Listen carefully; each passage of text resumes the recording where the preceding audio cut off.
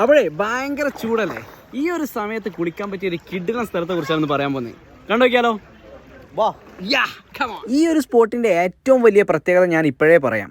മഴക്കാലത്ത് ഇങ്ങോട്ടേക്ക് എൻട്രി ഇല്ല കേട്ടോ.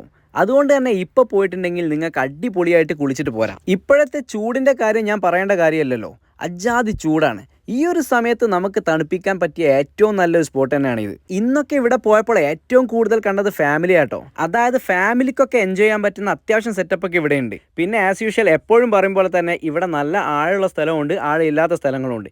ഈ മണൽ കാണുന്ന സ്ഥലത്തൊക്കെ നിങ്ങൾക്ക് കുട്ടികളൊക്കെ ഇറക്കിയിട്ട് നന്നായിട്ട് എൻജോയ് ചെയ്യാൻ പറ്റും. അതുപോലെ തന്നെ നല്ല ഡാർക്ക് ഗ്രീൻ ആയിട്ട് കാണുന്നത് ഈ ഒരു ഭാഗങ്ങളൊക്കെ ഇവിടെയൊക്കെ നല്ല ആഴുണ്ട്. അതുകൊണ്ട് നന്നായിട്ട് ശ്രദ്ധിച്ചിട്ട് വേണം ഇങ്ങോട്ടേക്കൊക്കെ ഇറങ്ങാൻ. പിന്നെ ഏറ്റവും എടുത്ത് പറയാനുള്ളത് ഇവിടെ ഒരുപാട് പ്ലാസ്റ്റിക് മാലിന്യങ്ങളും കാര്യങ്ങളൊക്കെ കാണുന്നുണ്ട് കേട്ടോ.